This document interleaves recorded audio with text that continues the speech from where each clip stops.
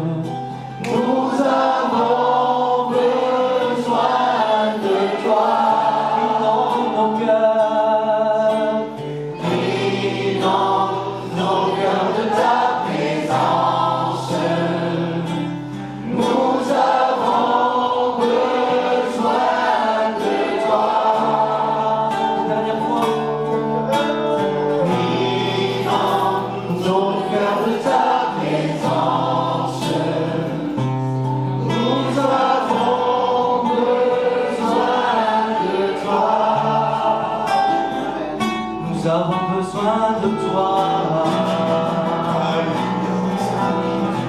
Est-ce que vous êtes content de le voir quand même? Alléluia. On est heureux, est-ce qu'on peut l'accueillir vraiment?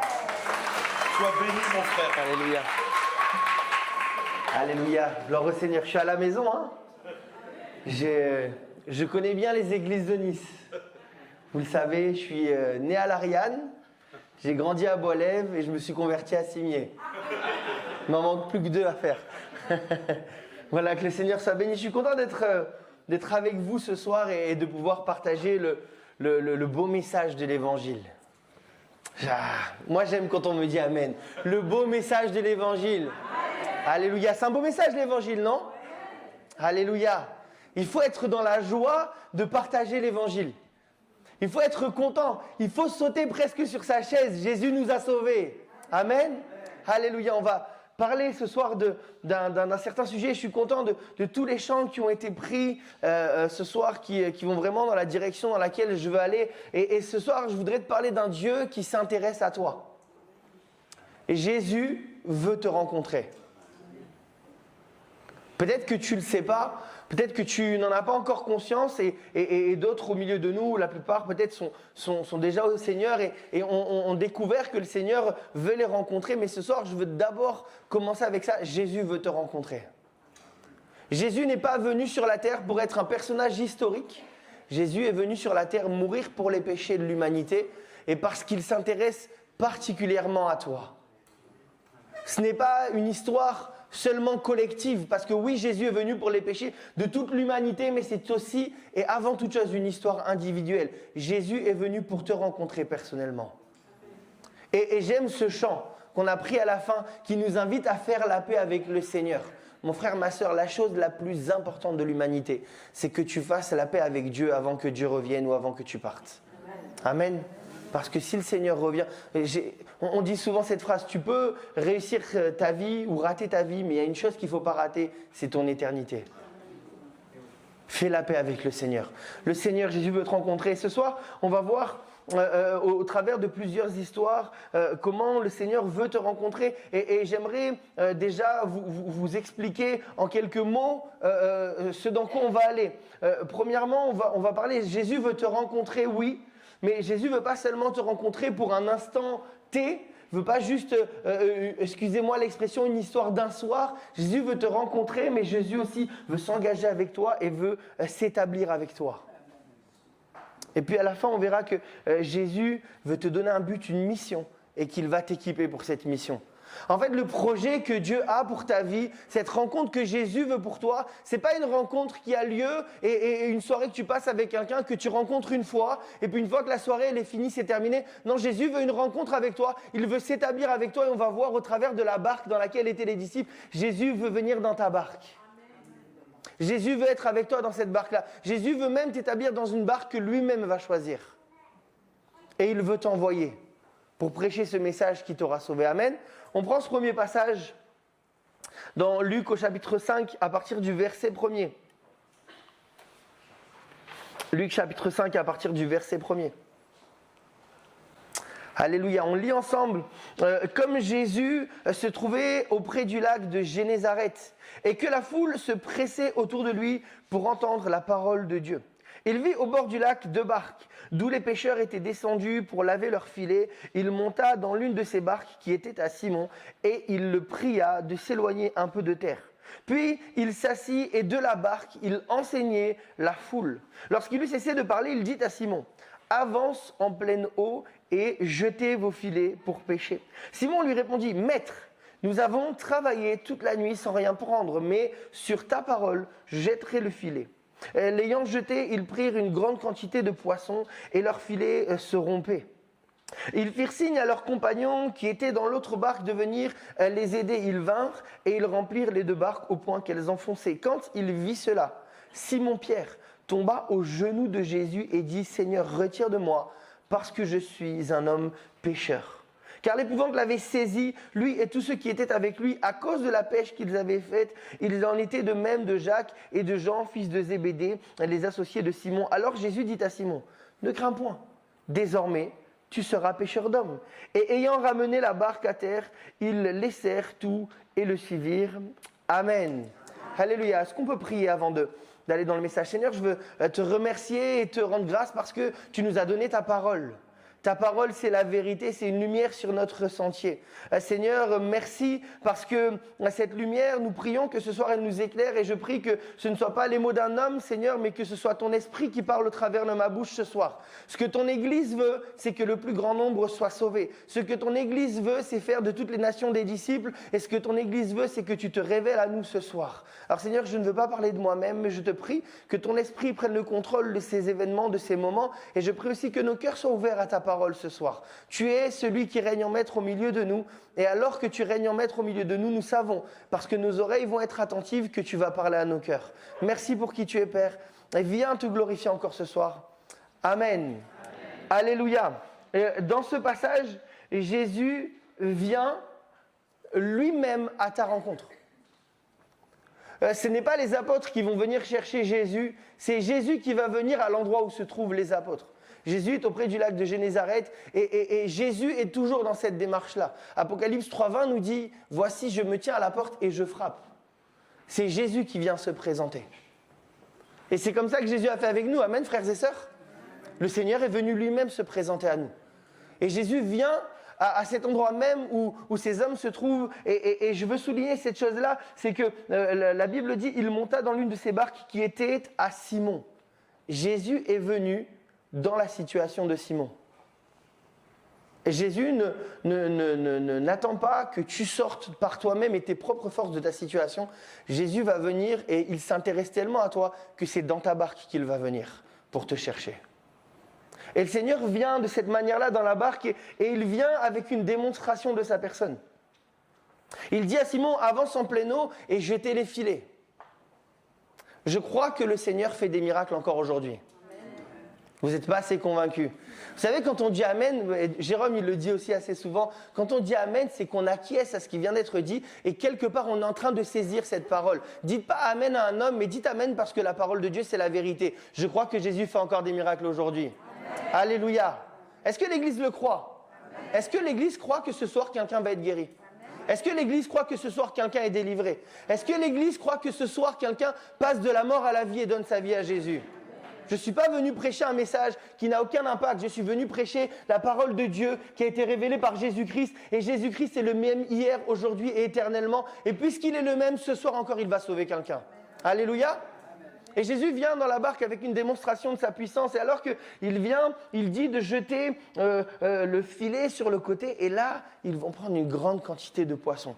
Alors que humainement, ils n'avaient pas réussi, alors qu'ils avaient toutes les compétences, ils vont jeter ce filet. Et à cause de cette grande pêche qui va être faite, à cause de ce nombre de poissons qui va être ramassé, la Bible dit que Simon va être saisi de frayeur. Ce soir, peut-être que tu as besoin d'être guéri. Peut-être que tu as besoin d'être délivré. Peut-être que tu as besoin que Jésus fasse quelque chose pour toi.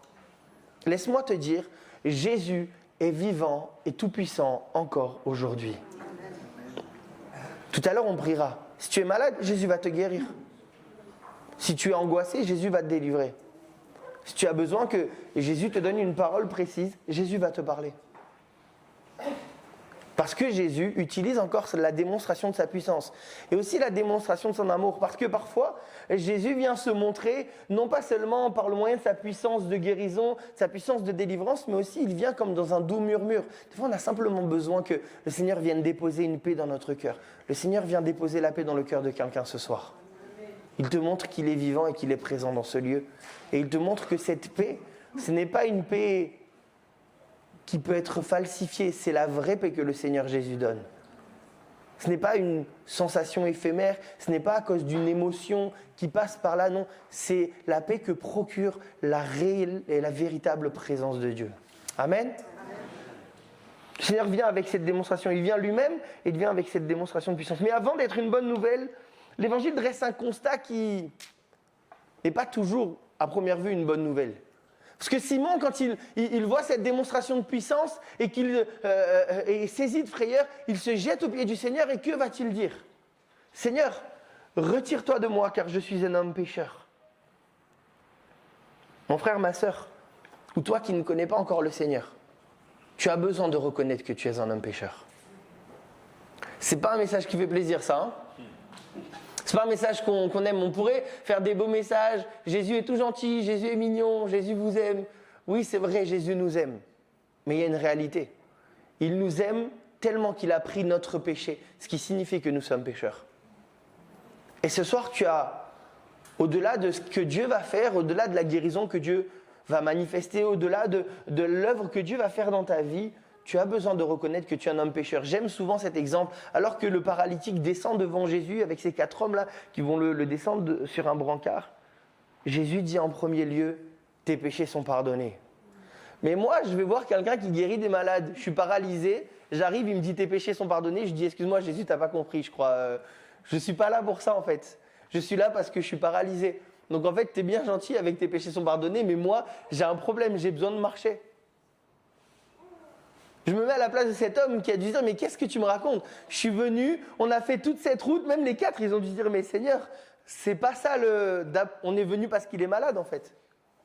Mais Jésus commence par tes péchés sont pardonnés. Parce que la priorité, la chose la plus importante, tu peux mourir paralysé, tu peux mourir aveugle. Quand tu vas arriver là-haut, la paralysie et la cécité, ce sera fini. Il faut que tu aies fait la paix avec le Seigneur. C'est pour ça que Jésus est venu en premier lieu, pour que nos péchés soient pardonnés. Et ce soir, si tu n'as pas encore fait la paix avec le Seigneur, si tu n'as pas demandé au Seigneur pardon pour tes péchés, alors demande pardon au Seigneur pour tes péchés, repens-toi. Comme on l'a entendu dans ce chant, viens à lui, repens-toi, demande pardon pour tes péchés, amen. Mais le Seigneur, juste une petite chose avant d'aller plus loin, mais cette reconnaissance du péché, elle est nécessaire pour que tu puisses aller plus loin. Vous savez, c'est comme quand on a une maladie ou une addiction. Reconnaître mon addiction, reconnaître ma maladie, c'est le premier pas vers la guérison. Il y a une seule différence avec Jésus. C'est que quand tu es addict à quelque chose et que tu essayes par le fait de « ça y est, j'ai compris que j'ai une addiction et donc je vais rentrer dans un processus de guérison médicale ou quel qu'il soit », je rentre dans un processus et je ne suis pas toujours certain de la guérison. Je ne suis pas toujours certain de la délivrance. Alors qu'avec le Seigneur Jésus, quand tu lui demandes pardon pour tes péchés, le problème de ton péché, il est réglé instantanément et ton péché est pardonné instantanément. Amen. Amen. Le Seigneur te lave tout de suite de ton péché. Mais il faut que tu reconnaisses ce péché-là pour pouvoir avancer. Et Jésus te propose la chose suivante. En fait, Jésus, comme je l'ai dit, ne vient pas seulement pour te rencontrer ponctuellement. Jésus vient pour te proposer un programme. Et Jésus vient et il te propose la chose suivante. Il veut que tu passes de « je suis un perdant et un perdu » à « je suis un gagnant et un gagneur ». Jusqu'à présent, peut-être que tu as perdu beaucoup de fois, et sache-le, tu es perdu sans Jésus. Mais le Seigneur te dit, si tu viens à moi, non seulement tu ne seras plus un perdant, mais tu seras un gagnant, mais tu seras aussi un gagneur parce que tu vas devenir un gagneur d'âme. Amen. Amen. On avance un petit peu? Alors que Jésus vient dans ta barque, alors qu'il vient te rencontrer, alors qu'il vient se présenter avec cette démonstration de puissance et qu'il ne vient pas juste pour une soirée, Jésus vient avec un projet pour ta vie. Mais ce projet, il implique quelque chose. Voyez ce qu'ils vont dire. Voyez ce que ce passage dit. Jésus indique tout de suite la couleur à Pierre. Alors qu'il vient de reconnaître qu'il est pécheur, il lui dit « Mais ne crains pas, je vais faire de toi un pécheur d'hommes. » Jésus ne vient pas juste pour faire un constat sur ta vie, te rencontrer et te dire « Bon, écoute, je viens chez toi, je viens dans ta vie, je te dis « Écoute, t'es un pécheur, t'es un misérable, ça va pas du tout. Tu l'as reconnu, t'es d'accord? Allez, à bientôt. » Et il s'en va. Non, non, non. Jésus ne fait pas comme ça. Jésus vient dans ta situation. Une fois que tu as compris que tu es un pécheur, il te pardonne de tes péchés et il t'appelle à marcher avec lui pour quelque chose de plus glorieux. Il lui dit maintenant, tu vas devenir un pécheur d'hommes. Mais voilà ce qui se passe. Peut-être que tu as compris toutes ces choses-là. Je crois qu'il y a quelqu'un ce soir qui a compris toutes ces choses-là, mais il y a une étape qui te manque. Comme avec le jeune homme riche. Il y a une étape qui te manque. Regardez ce que la Bible dit. On relit ce dernier verset ensemble, le verset 11. « Ne crains point désormais, tu seras pécheur d'hommes. » Et, ayant ramené les barques à terre, ils laissèrent tout et le suivirent. Il faut que tu abandonnes ta vie d'avant. Ça fait un peu peur.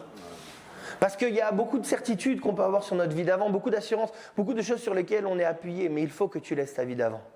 Si tu ne laisses pas ta vie d'avant, ces choses de ta vie d'avant vont rester attachées à toi et vont faire la guerre à ton âme. Le Seigneur dit, il les sert tout. Quand le jeune homme riche vient devant Jésus et lui dit, mais voilà Seigneur, qu'est-ce que je dois faire pour être sauvé? Et Jésus lui demande, est-ce que tu as obéi au commandement? Il va lui citer tout un tas de commandements, j'ai fait ceci, j'ai fait cela. Je vous passe tous les détails des commandements qu'il va lui dire. Et Jésus lui dit, il te manque une seule chose. Va, vends tous tes biens, donne-les aux pauvres, puis viens et suis-moi. Abandonne tout ce que tu as construit par toi-même. Simon, cette barque, elle est à lui. Cette barque, c'est son gagne-pain. S'il abandonne cette barque, comment est-ce qu'il va gagner sa vie? En vrai, votre pasteur, je crois que c'est un peu un Simon aussi. Parce que votre pasteur, il avait une entreprise. C'est ce qui lui permettait de gagner sa vie. Gagner assez bien sa vie, puisque son entreprise marchait bien. Mais le Seigneur lui a dit, maintenant c'est fini, tu deviens pasteur. Et je remercie le Seigneur de ce que Laurie se soit engagée avec le Seigneur à 100%, à le suivre et à marcher avec lui. Peut-être d'autres au milieu de nous ont fait la même chose. Quand ils ont suivi le Seigneur, ils ont dû abandonner. Je crois, la plupart du temps, qu'il y a des choses qu'on abandonne quand on se met à suivre le Seigneur. Amen. Et ces choses, elles te font peut-être peur. Mais ne t'inquiète pas, le Seigneur ne te demande pas d'abandonner quelque chose. Le Seigneur ne veut pas que tu te vides de toi-même, que tu abandonnes des choses pour que tu sois vide. Il veut que tu le fasses pour lui te remplir de ce que lui a décidé pour toi. Et te remplir de son esprit, te remplir de sa vie, te remplir des décisions qui seront meilleures pour toi. On va un petit peu plus loin, on va lire dans l'évangile de Luc, encore une fois au chapitre 8.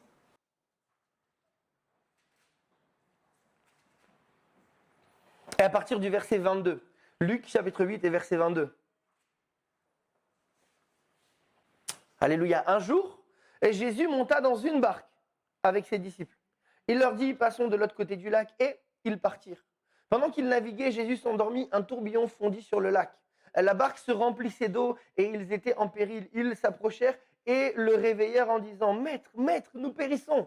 S'étant réveillé, il menaça le vent et les flots qui s'apaisèrent et le calme revint. Puis il leur dit, où est votre foi? Saisis de frayeur et d'étonnement, ils se dirent les uns aux autres, quel est donc celui-ci, qui commande même au vent et à l'eau et à qui ils obéissent. Amen. Regardez la différence. Cette fois-ci, Jésus monta dans une barque. La barque, elle est quelconque. Ce n'est plus la barque de Simon. Ce n'est pas la barque de quelqu'un. Ce n'est pas une barque à laquelle tu es habitué. C'est une nouvelle barque. Mais cette barque, c'est Jésus qui l'a choisie. Et merci pour ce Amen. On va la refaire. Cette barque, c'est Jésus qui l'a choisie. Et dans cette barque, il y a Jésus avec toi. Je m'adressais aux chrétiens aussi. N'oublie jamais que la barque que tu as quittée, elle était moins bien que celle que Jésus a choisie pour toi. N'oublie jamais que dans la barque d'avant, quand tu étais en train de pécher, d'essayer de faire les choses par toi-même, Jésus n'était pas dans la barque et que tu n'avais aucun poisson à te mettre sous la dent. Cette barque que Jésus a choisie, elle va aller traverser une tempête. Tu vas me dire, ouais, mais en vrai, l'autre barque, il n'y avait pas la tempête. Il n'y avait pas de poisson, mais il n'y avait pas la tempête. Oui, il n'y avait pas la tempête ce jour-là. La réalité, c'est que les apôtres, ils sont très certainement passés par beaucoup de tempêtes. Et voyons la parabole du fou sur le sable. Quand il est question de la parabole du fou sur le sable et du fou qui va bâtir sa maison sur le sable et du sage qui va bâtir sa maison sur le roc, dans les deux situations, la tempête vient. Ne crois pas que la tempête ne viendra pas dans ta vie. Qui que tu sois, que tu appartiennes à Christ ou non, la tempête va venir. Qui que tu sois, tu vis, on va le voir juste après, dans un monde de ténèbres. Parce que le prince de ce monde, c'est l'ennemi de nos âmes, c'est le diable, qui tient dans sa main toutes les puissances, les dominations, et qui tient les grands de ce monde. Nous sommes dans un monde qui est hostile à la foi chrétienne. Nous sommes dans un monde qui est hostile même de manière générale. Que tu appartiennes à Christ ou non, tu vas vivre des tempêtes. Que tu appartiennes à Christ ou non, tu vas vivre peut-être des drames, des situations difficiles. Mais si tu es dans la barque que Jésus a choisie, Jésus est avec toi et il est celui qui peut calmer la tempête. Si tu es dans la barque que Jésus a choisie et que en plus de ça, tu crois à ce que Jésus a dit, tu n'auras même pas besoin que Jésus calme la tempête. Parce que Jésus a dit, passons de l'autre côté. Et quand Jésus parle, quand Jésus s'engage, quand Jésus te dit, je suis dans la barque avec toi, et je t'ai dit, passons de l'autre côté, tu vas passer de l'autre côté. Crois-moi que tu vas passer de l'autre côté. Est-ce que quelqu'un le croit ce soir? Dans ta situation, mets-y ce que tu veux, mets-y ta tempête ce soir. Mais dans ta tempête, Jésus est dans la barque et il t'a dit passons de l'autre côté. Il n'a pas prévu de t'abandonner en plein milieu de la tempête et de s'en aller. Il a prévu de rester avec toi dans la barque. Pourquoi il dort? Il est convaincu d'une chose, c'est qu'il a dit on va passer de l'autre côté. Beaucoup disent, et je suis de ceux qui sont plutôt de cet avis-là, que cette tempête, elle est d'origine spirituelle à ce moment-là. C'est l'ennemi qui envoie cette tempête. Il y a plusieurs aspects qui permettent d'aller dans cette direction-là, et je vais en parler un tout petit peu après, mais une des premières raisons, c'est que juste après, ils vont aller dans le pays de Génézareth, quand ils arrivent de l'autre côté, et il y a ce fameux possédé de Gadara qui est là, qui est possédé par une légion de démons, et Jésus va faire un miracle extraordinaire en délivrant cet homme d'une légion de démons.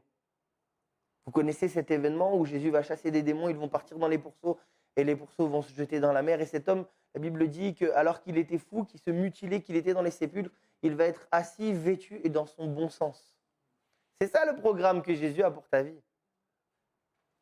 Quelqu'un qui peut être aussi fou que cela, qui était lié de chaînes et qui brisait les chaînes, qui se mutilait, qui vivait dans les sépulcres, a fini assis, vêtu et dans son bon sens. Et ça, le diable ne le veut pas. Alors il envoie la tempête. Et c'est pour ça que Jésus dort. Mais à quel moment Jésus est effrayé par une tempête du diable? Il n'y a aucun moment, il n'y a aucun monde où le Créateur est effrayé par la créature. Aucune possibilité que Jésus soit inquiété parce qu'il sait que cette tempête ne vaut rien. Il est celui qui a toute autorité. Et dans cette barque, alors que Jésus te rencontre, alors que Jésus s'établit avec toi dans cette barque, Jésus n'a pas prévu de t'abandonner sur le chemin. Jésus a prévu d'avancer avec toi dans cette barque et de te faire vivre de gloire en gloire. Jésus est dans la barque. Et si tu acceptes de rentrer dans cette nouvelle barque et que tu laisses Jésus dedans et que tu acceptes qu'il soit aux commandes, sois dans la paix, tu arriveras de l'autre côté. Sois dans la paix, tu vivras des miracles. Et puis, le Seigneur veut nous faire aller un petit peu plus loin encore.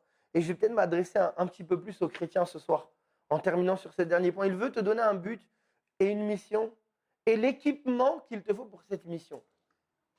Je dis aux chrétiens pourquoi? Parce que l'équipement, la puissance du Saint-Esprit et tout ce dont on va parler là maintenant, on l'oublie un petit peu parfois. À l'église, on le dit, Amen, Jésus guérit. Dehors, quand il faut prier, un peu plus compliqué de dire Jésus guérit. Et on est dans le, pas faire de jeu de mots avec le thème de ce soir, on est dans le même bateau, on est dans la même barque. Parce que c'est pas parce qu'on est pasteur que aussi notre foi n'est jamais éprouvée. Hein. Simplement, je veux me nourrir de la parole, parce que si je dresse le constat que j'arrive pas à vivre quelque chose que la parole m'invite à vivre, si je fais juste le constat et que je m'arrête là, j'ai un problème.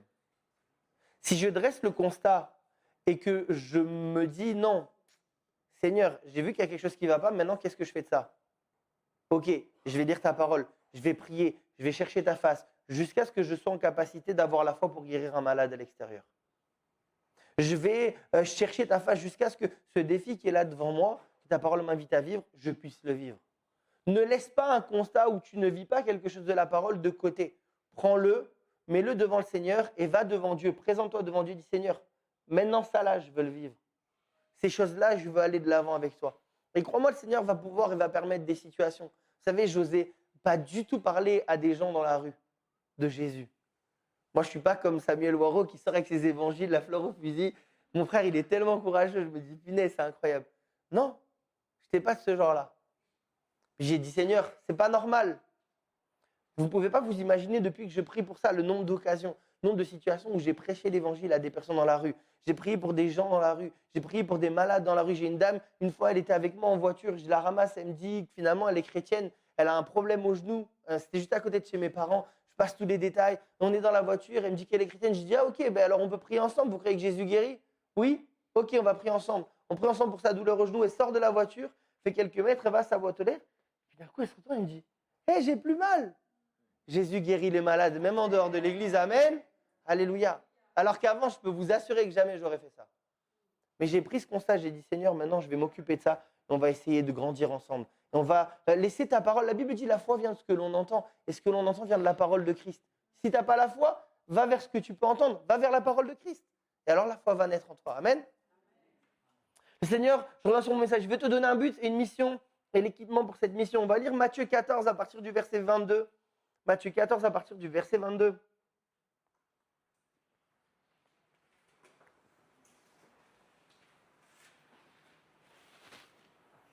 Alléluia.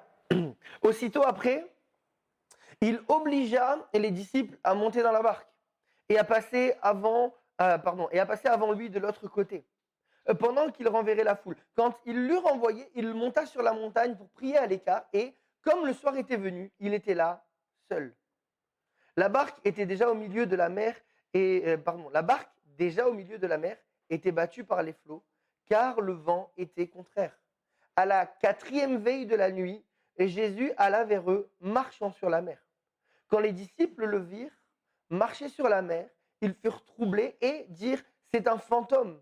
Et dans leur frayeur, ils poussèrent de grands cris. Jésus leur dit aussitôt « Rassurez-vous, c'est moi, n'ayez pas peur ». Pierre lui répondit « Seigneur, si c'est toi, ordonne que j'aille vers toi sur les eaux. » Et il dit « Viens ». Pierre sortit de la barque et marcha sur les eaux pour aller vers Jésus. Mais voyant que le vent était fort, il eut peur. Et comme il commençait à enfoncer, il s'écria « Seigneur, sauve-moi ». Aussitôt Jésus étendit la main, le saisit et lui dit « Homme de peu de foi, pourquoi as-tu douté ?» Et ils montèrent dans la barque et le vent cessa. Amen. On va voir plusieurs petites choses, mais la première c'est Jésus les oblige à partir seuls sur la barque. Tu vas me dire, mais tu nous as dit que Jésus il allait être avec nous dans la barque. Jésus est monté au ciel et il a envoyé son esprit pour que son esprit vive en nous. Et il y a des situations, des fois, dans ta vie, et quand tu commences à marcher avec Dieu, où je crois souvent le Seigneur fait grâce au début de la marche avec Dieu. Souvent, j'ai constaté, et je crois que Laurie acquiesce à ça, quand les gens commencent à marcher avec le Seigneur, il y a des fois des choses qui paraissent plus simples. Parce qu'en fait, le Seigneur sait que nous sommes des enfants. Tu sais, vous savez, voilà, j'ai une petite fille qui s'appelle Charlie, qui a bientôt 2 ans. À 2 ans, Charlie, elle ne peut pas se faire à manger. Elle ne peut pas cuisiner. Elle est dans un âge où il faut que moi, je lui fasse à manger. Déjà, au départ, elle était dans un âge où elle ne pouvait même pas me dire qu'elle avait faim. Elle pleurait seulement. Il fallait que je le comprenne. Puis, elle est arrivée dans un âge où maintenant, elle est en capacité d'exprimer qu'elle a faim. Il faut toujours que je lui fasse la cuisine. Il faut toujours que je lui fasse à manger. Elle est dans un âge où elle commence à arriver à manger par elle-même. Ce n'est pas toujours exceptionnel, je ne vous cache pas, que des fois, il y en a un peu partout. Mais globalement, elle s'en sort quand même bien. Je vois ma belle-mère qui est là, sa grand-mère, elle est là. Si je dis des bêtises sur sa petite fille, elle va commencer à... Elle me regarde de travers, fais attention à ce que tu dis sur ma petite fille. Et le Seigneur fonctionne comme ça avec nous. Quand on commence à marcher avec lui, le Seigneur nous fait grâce. On a besoin d'apprendre. Mais vient un moment donné où le Seigneur nous dit « Tu ne me verras pas toujours avec toi dans la barque, mais il faut que tu continues de croire que j'intercède pour toi, que je suis présent dans ta vie et que je t'ai laissé mon esprit et que maintenant je te rends autonome. Tu dois te rappeler que j'ai calmé la tempête. Tu dois te rappeler que je t'ai donné une autorité pour aller de l'autre côté, que je t'ai donné une autorité pour combattre la puissance des ténèbres. » Le Seigneur te donne un but, il te dit, voilà, tu marches avec moi, tu as abandonné ta vie et merci Seigneur pour le fait que vous ayez abandonné votre vie d'avant pour la donner à Jésus. Mais maintenant, je te demande de faire quelque chose pour moi. Il y a une mission qui s'ouvre là devant toi. Et cette mission, elle ne s'ouvre pas juste, tu vas la faire tout seul et puis c'est tout. Non, elle s'ouvre, mais avec cette mission, je t'ai donné un équipement pour aller dans cette mission-là. Je t'ai donné une autorité. Et la Bible dit qu'il monta sur la montagne pour prier à l'écart. N'est-ce pas ce que Jésus fait aujourd'hui encore? Il intercède à la droite de Dieu pour nous auprès du Père. Amen. Il est celui qui intercède. Alors que nous sommes encore sur cette terre ici-bas, encore dans ce lac, et vous verrez après pourquoi, selon moi, ce lac est vraiment l'image de ce monde dans lequel nous sommes. Alors que nous sommes là, Jésus lui intercède à la droite de Dieu pour nous qui sommes en bas. Il ne nous a pas abandonnés. Il nous a envoyés, mais il est toujours en train de prier pour nous. Et Jésus vient, comme quand il reviendra, marcher sur l'eau. En marchant sur l'eau. Je ne vais pas rentrer dans... je ne vais pas lire le passage, mais si vous lisez Genèse 1, à partir du verset 1er au verset 3. Et si vous avez l'habitude de discuter avec Jérôme Daumont, il vous confirmera ce que je vais vous dire. En fait, la Bible est découpée en réalité dans la Bible hébraïque par thème. Il y a un petit symbole, en fait, qui dans la Bible hébraïque qui ne possède pas de chapitre. Il y a un petit symbole une lettre qui est mise en fait entre différents passages de la Bible. Et en fait, quand un juif voit ça, il sait que, en fait, avant, entre deux de ces symboles, c'est un certain thème qui est développé. Et quand on cherche un petit peu, on commence à comprendre quel est le thème développé dans ce passage-là. Et Genèse 1 à 5 développe un thème, et notamment un des thèmes qui est développé, c'est le thème de la mer, le thème de l'abîme. L'abîme, dans ce thème, nous permet de comprendre que la Bible dit il y avait des ténèbres à la surface de l'abîme et l'Esprit de Dieu se mouvait au-dessus des eaux. Donc, la Bible nous permet de comprendre qu'en fait, le thème de la mer dans la Bible, très souvent, est représentatif des ténèbres. Ok ? Si je comprends ça, quand je lis le Nouveau Testament et que j'ai affaire à des Juifs qui l'ont compris et qui l'ont écrit, qui ont écrit leur évangile en comprenant ça, je comprends la différence. C'est pour ça que Matthieu, dans le texte qu'on va lire, parle de la mer alors qu'ils sont sur le lac de Génézareth. Ce lac est aussi appelé la mer de Tibériade. À ce moment-là, quand Matthieu utilise le mot mer, il l'utilise pour une bonne raison. Il est en train de nous donner une image.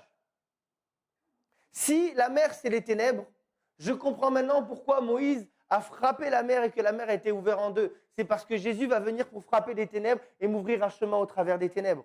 Si je comprends que la mer, c'est les ténèbres, je comprends pourquoi à Gadara, les pourceaux se sont jetés dans la mer. Si la mer, c'est les ténèbres, je comprends pourquoi. Et là, on va dire Amen tous ensemble. Jésus a marché sur la puissance des ténèbres et il a marché sur la mer. Alléluia. Mais il y a quelque chose d'encore mieux. C'est que Pierre lui dit, « Hé Seigneur, si c'est toi, ordonne que je vienne sur la mer. » Et vous savez quoi ? Pierre qui est cette image de l'église. Pierre à qui Jésus a dit, « Tu es Pierre et sur cette pierre, je bâtirai mon église. » Pierre va dire, « Seigneur, si c'est toi que je marche sur l'eau, Jésus va lui dire, viens. » Pourquoi Jésus va lui dire viens ? Parce qu'il a donné à son Église l'autorité et le pouvoir de marcher sur la puissance des ténèbres. Alléluia. C'est pour ça que dans cette barque, même si tu ne vois pas Jésus, Jésus t'a laissé sa parole, Jésus t'a laissé son autorité. Et tu peux marcher sur la mer, tu peux triompher sur la puissance des ténèbres. Il n'y a aucune raison que l'Église soit effrayée. Et c'est ce qu'on va faire ce soir, on va prier. Parce que peut-être que dans la vie de quelqu'un, il y a la puissance des ténèbres qui se manifeste. Peut-être quelqu'un est malade, peut-être quelqu'un a des soucis dans ses pensées, des pensées suicidaires. Peut-être que quelqu'un est en proie à des difficultés. Il n'y a rien qui peut résister au nom de Jésus. Jésus, quand il va se lever la première fois dans la barque, la Bible dit qu'il va, s'étant réveillé, il menaça le vent et il dit à la mer, « Silence, tais-toi. Le Seigneur a toute autorité. » Et il peut parler à la mer. Ok, je sais qu'ils sont beaux, mais restez avec moi. Hein. Restez avec moi. J'ai fini. Le Seigneur va parler à la mer. Jésus va marcher sur la mer. Et Pierre, qui lui est l'image de l'Église, va marcher également sur la mer. Si Pierre est tombé à un moment donné, c'est pour une seule raison. Et je voudrais encourager quelqu'un ce soir. Si tu gardes les yeux fixés sur Jésus, tu vas continuer de marcher sur la mer. Mais même si tu détournes ton regard de Jésus et que tu commences à t'enfoncer, si tu cries à Dieu, Jésus vient te ressortir de la mer. Jésus veut te rencontrer, mais Jésus ne veut pas te rencontrer pour t'abandonner. Jésus ne veut pas te rencontrer, peut-être qu'on t'a abandonné dans ta vie. Jésus ne veut pas te rencontrer pour t'abandonner. Jésus veut faire la paix avec toi et que tu fasses la paix avec lui. Jésus a un programme pour ta vie. Jésus veut t'inviter à rentrer dans une vie remplie de sa présence. Une vie où tu vas vivre, où tu pourras marcher sur la puissance des ténèbres. Si vous regardez dans les deux passages de la barque, vous allez voir qu'à chaque fois, ils finissent dans le pays de Génézareth. La première fois, il va chasser un démon, plusieurs démons. Et la deuxième fois, il va revenir dans ce même pays. Et alors que la première fois, quand Jésus a chassé un démon, les hommes et les femmes qui étaient là vont être effrayés et vont demander à Jésus de partir. La deuxième fois, quand Jésus vient, après avoir marché sur la mer, à ce moment-là, ces hommes, ces femmes du pays de Génézareth vont reconnaître Jésus. Ils vont venir vers lui en foule. Et ils vont le supplier de au moins pouvoir toucher son vêtement. Vous savez ce que la Bible dit? Que tous ceux qui ont touché le bord de son vêtement ont été guéris. Jésus guérit encore aujourd'hui. Est-ce qu'on peut se mettre en prière? Alléluia. Le Seigneur veut te rencontrer ce soir. Le Seigneur voudrait faire sa demeure dans ta vie. La Bible, comme je l'ai dit en introduction, dit que le Seigneur, il est là, il frappe à la porte de ton cœur. Si tu entends sa voix, ce soir, n'endurcis pas ton cœur. Et j'aimerais lancer cet appel. Je ne veux pas prêcher l'évangile comme une bouteille à la mer, mais la Bible dit, j'ai mis devant toi la vie et la mort, choisis la vie. Il y a un choix qui est devant toi ce soir. Et le Seigneur voudrait que tu choisisses la vie. Le Seigneur voudrait que tu abandonnes cette barque, que tu abandonnes ce qui n'est pas à sa gloire, que tu abandonnes tout ce que tu as construit par tes propres forces et que tu t'engages à sa suite. Et le Seigneur ne te dit pas, je te demande de t'engager, d'abandonner tout sans rien derrière. Je te demande de t'engager avec un témoignage que j'ai laissé, c'est que je m'occupe de ta vie et comme je l'ai fait avec mes disciples. J'ai un programme pour toi. Il y a une vie qui s'ouvre devant toi, remplie de ma présence, remplie de ma puissance, remplie de mon amour, remplie, oui, des fois de moments difficiles, mais remplie de ma paix parce que je serai avec toi. Je répète, aujourd'hui, si tu entends sa voix, n'endurcis pas ton cœur. Tu ne sais pas quand Jésus va revenir. Tu ne sais pas ce qu'il va advenir de ta vie demain. Jésus revient bientôt. La vie ne tient qu'à un fil. Donne ta vie au Seigneur Jésus ce soir. Je prie Seigneur ce soir que, alors que nous sommes là, comme nous l'avons chanté, il y a un esprit de révélation. Esprit de révélation souffle maintenant. Viens convaincre de péché, de justice et de jugement. Seigneur, viens révéler par ton Esprit Saint Christ et son œuvre à la croix. Jésus est mort pour toi, il a payé le prix. Mais il est ressuscité le 3e jour. Il a vaincu la mort. Tourne-toi vers lui ce soir.